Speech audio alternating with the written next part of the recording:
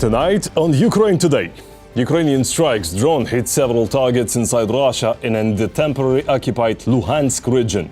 It was loud. American hesitation. Washington is lifting some sanctions on Belarus, the same country from which Russian drones attacked Poland. Labeling Russia a terrorist state, Republican Senator Lindsey Graham is pushing a bill with this recognition. High-profile guests. The top diplomats of Poland, the UK, France, Germany and Italy are in Kyiv. And yes, Prince Harry is here as well. All this and more right now. Hello, my name is Volodymyr Robchun. Please subscribe, hit like and let's get to the news. Ukrainian drones have struck multiple targets inside Russia and on temporarily occupied Ukrainian territory. The so-called Russian Ministry of Defense claims to have shot down 221 drones. What they didn't mention was the strikes on the largest oil port Primorsk in the Leningrad region, the Lukoil depot in Smolensk and a drone warehouse in Luhansk. 5 Russian airports had to announce the carpet plan, meaning total closure of the airspace. Over the past 24 hours, Russia lost at least 890 troops killed and wounded. Since the start of the full-scale invasion, that's already 1,092,780 soldiers. On top of that, Ukrainian defense forces destroyed 1 Russian tank, 2 armored vehicles, 40 artillery systems, and dozens more pieces of enemy equipment. In the Zaporizhzhia region, Ukrainian pilot Alexander Borovik was killed in action. The General Staff confirmed he was flying a Su-27 jet when he died. The causes and details are being investigated. Sweden has announced its 20th military aid package for Ukraine. It includes self-prepared artillery, drones, radars, ammunition and some classified systems. The total value about $840 million. The war in Ukraine will last at least 2 more years. That's according to EU Foreign Policy Chief Kaja Kallas. She says the war is at a stalemate, while Russia is gaining confidence, proven by the recent drone intrusion into Polish airspace. And here's what Poland's Foreign Minister Radosław Sikorski said about Russia's, Putin's position. I think it's high time that President Trump should see that Putin is mocking him. Instead of a ceasefire that was supposed to happen before the Alaska summit and serious peace talks, Putin is sending more and more drones, first at Ukraine and now at NATO. So I hope that at the end of this process, we have a series of coordinated moves to make President Putin realize that this exotic project of rebuilding the Russian Empire will not stand. By the way, Sikorski is currently visiting Ukraine. Meanwhile, Poland is moving around 40,000 troops to the border with Belarus and Russia. The reason? The joint West 2025 military drills running from today until September 16th. And given recent events, I mean the Russian attack on Poland, provocations from Russia and Belarus are almost guaranteed. According to Reuters, Ukraine will train Polish soldiers in drone interception. President Zelensky himself suggested it earlier. Analysts say West 2025 is potentially dangerous. Russia could use Belarusian territory to attack NATO neighbors. More on these risks ahead. Belarus is significantly strengthening its strategic position as a crucial military staging ground for Russia. The issue of a Russian base on Belarusian territory is discussed very often. Listen, it's a made-up problem. Journalists from the Schemes Project, together with the Belarusian Service of Radio Liberty and the Estonian publications Delphi and EST Express, analyzed dozens of Planet Lab satellite images from 2022 to 2025 and created a map of Belarusian military sites. As of right now, either brand new facilities are currently being constructed in Belarus or existing older training grounds are undergoing significant modernization efforts. based on, firstly, the comprehensive and extensive preparation of the Belarusian military infrastructure, which is being meticulously readied for the more widespread and intensive training of Russian servicemen, indicating a significant and ongoing commitment to these joint military exercises and strategic cooperation between the two nations. The largest construction project is taking place near the village of Pavlovka, south of Minsk. Work began in June 2024. By September 2025, the construction site had already expanded to more than 2 square kilometers.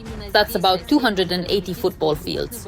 Experts suggest that this is where Russia may deploy its formidable Oreshnik ballistic missile system, the very weapon Moscow loves to use to scare the whole world. This location is not accidental. Previously, this area was home to the Soviet military base, Military Camp Number 25 Pavlovka, where the Slutsk 306th Strategic Missile Regiment was stationed with R-12 ballistic missiles and mobile Pioneer and Topol systems. After Belarus joined the Treaty on the Non-Proliferation of Nuclear Weapons in 1993, the regiment was relocated to Russia and the base was destroyed. In my opinion, these facilities are connected to strategic-level equipment that could be deployed in Belarus, whether it's Oreshnik or something else. It is possible that this will be nuclear weapons, since there may have been facilities for their storage at this site during the Cold War. Satellite images show large-scale activity, deforestation, earth embankments, the construction of 13 ammunition depots measuring 30 by 20 meters, 3 hangars 100 meters long, and foundations for future buildings, all connected by a network of new roads. Overall, the facility consists of 4 separate sections of the base, a main one and 3 others of almost equal size, forming a true military district. I can't say what else it could be. If the Oreshnik base appears here, it could be perfectly suited for this role. The second base is being built on the outskirts of Gomel, less than 40 kilometers from the border with Ukraine. Work here began back at the end of 2023. A training and tactical field, a parade ground, barracks, and a dining hall for 680 people are being built here. In terms of size and infrastructure, the facility matches existing military bases in Belarus and could potentially accommodate a brigade of about 3,000 personnel. Basically, we can now see how the military infrastructure of Belarus is truly experiencing a second wind. This could be connected, well, to Lukashenko's desire to attract additional funding amid the wave of militarization coming from Putin. In other words, roughly speaking, Lukashenko is using this as an opportunity to upgrade his own army's infrastructure. But of course, in general terms, this is yet another clear and undeniable demonstration of the very real and ever-present threat that can come both directly and aggressively from the Russian aggressor, and also, quite significantly, from Belarus, which serves as a potential and highly strategic staging ground for any future attack or military incursion. And let us remind you that in 2022, Belarus was used as a staging ground for an attack on Ukrainian territory. From its territory, huge columns of military equipment advanced and about 700 missiles were launched. In addition, the modernization also affected the network of airfields. It was these airfields that Russia used as a base for its aviation at the start of the full-scale war. We're talking about Lunenets, Lida, Baranovichi, Ziabrovka, and Machulishchi. Now, many of them have had their runways repaired, received new hangars, air defense systems, and fortifications. If Russia really does have plans for a new large-scale invasion of Ukraine or one of the EU countries from the territory of Belarus, it will be impossible to do so without a massive redeployment of aircraft to Belarusian airfields. It is precisely the movement of airplanes and helicopters to these bases, as well as the deployment of additional air defense systems, that will become an obvious signal of the Kremlin preparing for offensive actions. In the central part of the country, near Osipovichi, a different kind of logistics is noticeable: the development of the 465th Missile Brigade. New hangars for the Iskander-M warehouses and the construction of a separate railway branch between this brigade and the neighboring 1,405th ammunition base. The latter, according to the investigation, is considered one of the possible sites for the modernization of storage infrastructure, which experts associate with the preparation of high-security facilities, not ruling out the possibility of storing Russian strategic munitions there. The military exercises themselves are a very serious and concerning signal of the direct and deliberate preparation by the Russian Federation, as well as its various satellite states and allies, for active and aggressive military actions either against Ukraine from our northern strategic front direction, or which is currently, and perhaps more realistically, of course, the critical Suwałki issue, meaning a potential and devastating strike against both Poland and Lithuania, two sovereign nations. That's why all of this is an extremely alarming signal, which is being actively assessed directly by NATO. We can see how, in parallel, the North Atlantic Alliance has also been conducting a series of military exercises for many months now, starting with Iron Defender 2025 in Poland, and then in October there will be nuclear exercises. And in addition, of course, there is the redeployment of NATO forces closer to the alliance's eastern flank as a demonstration of readiness for possible provocations from the Russian Federation. Belarus has long set itself on the path of complete subordination to Russia. New military bases, modernized training grounds, strategic missiles, all of this is turning the country into a part of Putin's military machine. Every warehouse, every hangar, every road is a step toward turning the country into a territory from which Moscow can threaten not only Ukraine, but all of Europe. And judging by the pace of construction, this process is not just continuing, it is accelerating. Every voice matters. Join our community, support independent journalism and help us bring you the truth from Ukraine. Become a member of Ukraine Today. Join us now. The US responded strongly to the Russian drone attack on Poland from Belarus. Yes, that's sarcasm, because Washington is lifting sanctions on Belavia, the Belarusian airline.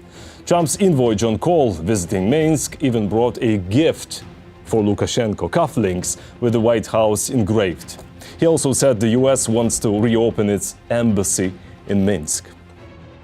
In return, Lukashenko released 52 political prisoners and pardoned 14 foreign citizens. Among them, Lithuanians, Latvians, Poles, Germans, French and British who already crossed the Belarus border. Lukashenko says his main task now is to support Trump in his peace mission. Lukashenko wants to help Trump bring peace. Yes, Lukashenko, the dictator who crushed the opposition in Belarus, who ordered peaceful protesters beaten and jailed, who is actively involved in Putin's war crimes. And Trump sends him a present and talks about normalizing relations with Belarus. Is this foreign policy brilliance or just a disaster? Ukraine is fighting for freedom. Support independent Ukrainian journalism so we can keep telling the truth about Russia's war. Click the link in the description to become our sponsor. Now is the perfect moment to subscribe and hit like. And please, share this video so more people can see it. Thank you and glory to Ukraine. Republican Senator Lindsey Graham is calling on the world to make Russia's kidnapping of Ukrainian children unacceptable. Together with colleagues, he is pushing a bill to label Russia a terrorist state. Let me add, talks with terrorists usually go alongside active efforts to eliminate them. That makes negotiations much easier.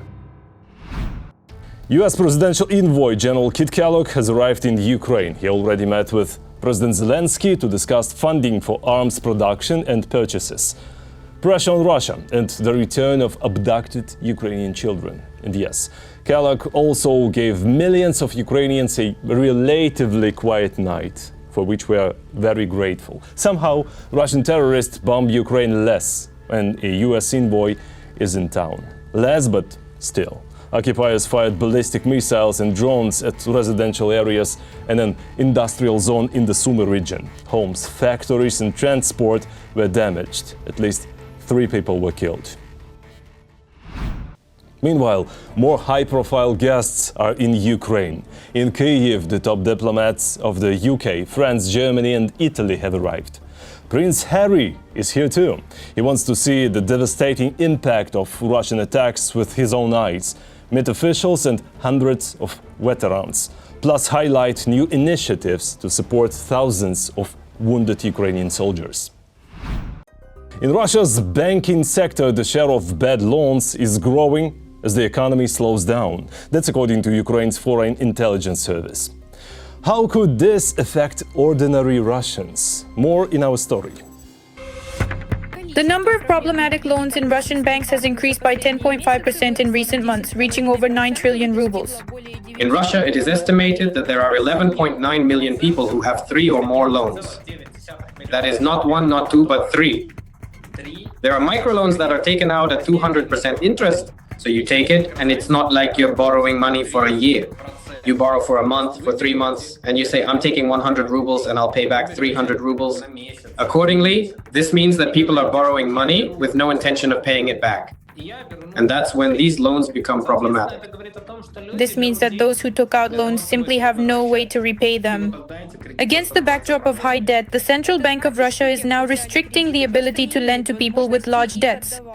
I assure you, there's nothing scary about this. Some of our colleagues in the government believe that this deficit could even be increased. There's nothing frightening about that. Why? Because the overall level of our national debt burden, both external and internal, encompassing all financial obligations, is not just acceptable, it is actually quite low. And this favorable situation genuinely guarantees the long-term stability of the entire credit and financial system, including the budgetary system as well. The budget is built on a balanced basis. One of the Russian banks has already openly stated that it is introducing a rule. If any bank employee issues problematic loans, the amount of those loans will be deducted from that employee's salary. They've already calculated that if a bank employee issues 4 problematic loans, they end up working without a salary. 48 out of the 100 largest banks in Russia have recorded a drop in net profit of 20% or more. The reason for inflation here is large military expenditures. And the second reason, which cannot be ignored when we talk about our current life, is of course the enormous number of sanctions. The head of Sberbank, Gref, is panicking and is literally stating that the Russian economy is collapsing. Indeed, there are signs that there are quite a few signs that the economy has started to slow down sharply, and of course there is a whole set of factors behind this. The interest rate is one of them, perhaps even the most crucial one, but nevertheless it so happens that today we also have a combination of a very strong ruble. We have a significant crisis in the commodity markets, a substantial drop in prices for our essential key export goods, and our domestic labor market is clearly and unequivocally overheated. Russian society, which essentially lives on credit and pays off one loan with another, is finding it increasingly difficult to live under these conditions for the simple reason that the cost of a single loan is starting to rise. And in order to cover it, you have to pay an even larger amount, meaning you need to take out yet another loan and another one. And this so-called bubble keeps inflating. And when it bursts, I think that's a matter of a very short time frame. Putin, of course, publicly denies everything and considers these conclusions to be exaggerated. Herman Gref has said that he observes a technical stagnation in the Russian economy. Do you agree with that at all? No, GDP growth was 4.3% the year before last, and last year it was 4.4%. Inflation did go up. We need to address a macroeconomic problem, and to do that, we need to ensure a soft, smooth landing for the economy, so that we can maintain macroeconomic indicators and slow down the rise in prices. The central bank is also trying to reassure people, painting a picture of an apparent decline in prices, even as inflation continues to grow actively. Prices for certain items have even been falling for several months in a row. For example, computers, tablets, and home appliances. Vegetables have continued to get cheaper at a rate faster than their usual seasonal trend. And this has been reflected in the latest weekly data. But the monthly price increase in July overall will be higher than in recent months, primarily due to the rise in utility tariffs. Here's just one figure. Mortgage loans, those taken out to buy housing, are uncovered by 21 trillion rubles. Truly an enormous figure. This is what people owe and most likely will not pay back for the simple reason that they physically cannot. They don't earn enough to pay it back. According to intelligence reports, despite Nabiulina's public objections, the government provided COVID support to banks amounting to $6 billion from the National Wealth Fund. VTB and Sberbank received the funds. We see no need to recapitalize major banks because of some overhang or potential overhang of bad debts. The banking sector is profitable. Let me remind you, in the first half of the year, profits were 1,700,000,000. These are large numbers. Profits. This allows banks to maintain capital adequacy and increase their capital. And the real situation with problem loans is better than sometimes they try to portray. Not even 1 billion, but 1 trillion rubles, essentially. It's unclear how to cover that. And so when people say that the government will give money from its reserves, well, yes, you have 3.9 trillion in your reserves, but that's already not enough to cover 4.9. And something tells me that the figure we have now, as of the beginning of September, that gap is even bigger. No matter how much you try to deceive people, the reserves of real money are still running out, and Putin will have to make a choice: either stop the criminal war and save his own citizens, or completely destroy Russia's economy.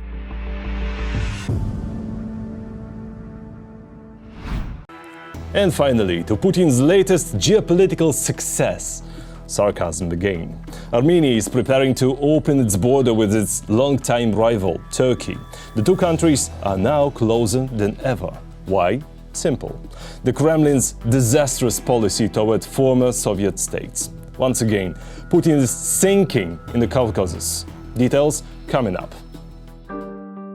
A major event for Armenia. After nearly 33 years of isolation, the country is ready to restore relations with its neighbor and reopen their shared border. There are no delays or issues on the Armenian side. We are ready to open the borders and establish diplomatic relations as soon as tomorrow. The Armenian-Turkish border stretches for a total of 328 kilometers, from the tri-point with the Georgian border in the north to the junction with the Azerbaijani border in the south. It has been closed since April 3, 1993, when Turkey unilaterally blocked the border, officially citing the occupation of Azerbaijani regions by Armenian forces as the reason. Back then, 3 decades ago, the Ankara government promised to open the border only on the condition that Armenia would stop seeking international recognition of the Armenian genocide by the Turks and withdraw its troops from the conflict zone in Nagorno-Karabakh. And now, in 2025, it seems that the disagreements between the neighboring countries have been resolved. Experts believe that in this way, Pashinyan is trying to shift the focus from territorial claims to attempts at building peaceful relations with neighboring countries. Armenia has only recently taken a sharp new course toward reconciliation with its neighbors. It was just this August that an official ceremony for signing a peace agreement with Azerbaijan took place at the White House. The document states that Baku and Yerevan renounce mutual territorial claims and also cease using force against each other. And now, in just a month, Armenia is ready to forget old grievances and start a new page in history with neighboring Turkey by opening the land borders between the two countries. This is such an afterword to the meeting on August 8th in Washington. When in Armenia, Azerbaijan, and indeed many other countries across the region, people truly started saying that a lasting peace had finally come to fruition. And maybe this is a kind of encouragement for Armenia from Turkey. However, experts explain that one should not confuse the intention to open the borders with the actual launch of local border checkpoints. Despite Armenia's clear desire to be friends with its neighbors again, the decision to reopen the border crossing will not be made by Turkey alone. I think that Turkey will not make this decision without coordinating with Azerbaijan. Experts note there is no breakthrough yet. The borders are still closed. Trade is only through third countries, and even diplomatic relations have not been established. And the main reason is still the unresolved issues with Azerbaijan. Turkey's position in the Caucasus is stronger than ever, and opening the borders with Armenia would only increase the local population's loyalty to Ankara, analysts say. Nevertheless, some experts believe that the borders between Turkey and Armenia will not open this year or in the foreseeable future. After all, discussions about this have been going on since as far back as 2020. On February 11th, 2023, it seemed that the end of the blockade was already near. At that time, the border was temporarily opened for the first time in 30 years to allow the delivery of humanitarian aid from Armenia to those affected by the severe earthquake in Turkey and Syria. Afterwards, Erdogan thanked them for their support and once again locked the checkpoints. After all, Ankara can increase its presence in the Caucasus even without opening its borders. This means an increase in Turkish influence in Armenia, which in turn means an increase in Turkish influence in the South Caucasus. But they say, sorry, but Mr. Erdogan has made a personal political promise to Mr. Aliyev. So even though we understand that normalizing Armenian-Turkish relations is beneficial for Turkey, Azerbaijan is still more important than Armenia. The only thing all experts agree on is that, no matter how events unfold in Turkish-Armenian relations, they will be much better than those between the Caucasus countries and today's Russia. In just a few years, the latter has lost all its former influence over the region, ceding this position to Turkey. Russia will be completely pushed out of the region if this is true. And it seems that it doesn't have a single drop of anything or any means to influence this. In other words, the time has already been lost. Everything that Russia could have done needed to be done back in 2020. That's all for today. Thanks for watching. Thank you for your support. Strength to Ukraine's defenders. Glory to Ukraine. Don't forget to like, subscribe, comment, and share. See you next time.